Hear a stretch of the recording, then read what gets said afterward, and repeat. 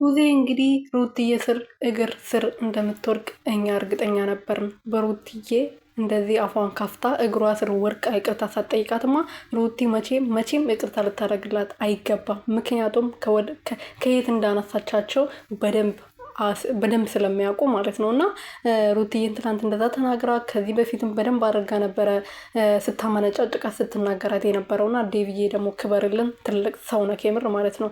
እሷም ልጅ ናት፣ አብርሃምም ልጅ ነው። እኔ የሚገርመኝ ነገር ማለት ነው አብርሃምና ሩቲ መቼ ነው ልጅነታቸውን የሚጨርሱት? አረ የእነሱ ልጅነት ማለቂያ ቀን ናፈቀኝ። በተለይ ደግሞ የአብርሃም ልጅነት መቼ ነው የሚያልቀው? ይሄ ብቻ መልሱልኝ የኔ ውዶች። እንግዲህ ቡዝዬ ጨበሬማዋ ጨበሪያ መጀመሪያ ፀጉርሽን አትሰሪ እስቲ ባልና አሁን ፀጉርሽን ብትሰሪ ምናምን። ሰላም ቤተሰብ እንዴት ናችሁልኝ? እኔ ያለው እግዚአብሔር ይመስገን። በያላችሁበት ሰላማችሁ በዘት ትረፍረፍ ይበልልኝ። እንግዲህ ቡዜ ተብዬዋ ጨበሬማዋን እንግዲህ ማለት ነው ዛሬ ከዴቭ ጋር መታለች። እንግዲህ ያው ሩትዬን ይቅርታ ጠይቃለች። ገና ተንበርክከሽ ማለት ነው እግሯ ስር ተደፍተሽ ይቅርታ ትጠይቂያለሽ ማለት ነው። አንቺ ገባሽ? ምክንያቱም ሩቲን እንደዚህ ተናግረሻት እንደዚህ በቀላሉ ሩትዬ አተውሽም። ገባሽ?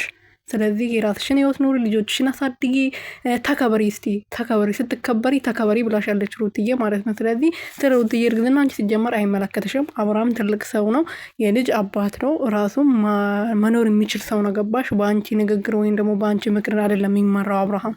ስለዚህ ከባልሽ ጋር አትመጪም። እንደ አንቺ ከባልሽ ጋር መተሽ አትሰሪም። በሰው ህይወት ገብተሽ ከምትፈተፍጪ የራስሽን ህይወት አትኖሪም። ከልጆችሽ ጋር መተሽ ፕራንክ አትሰሪም።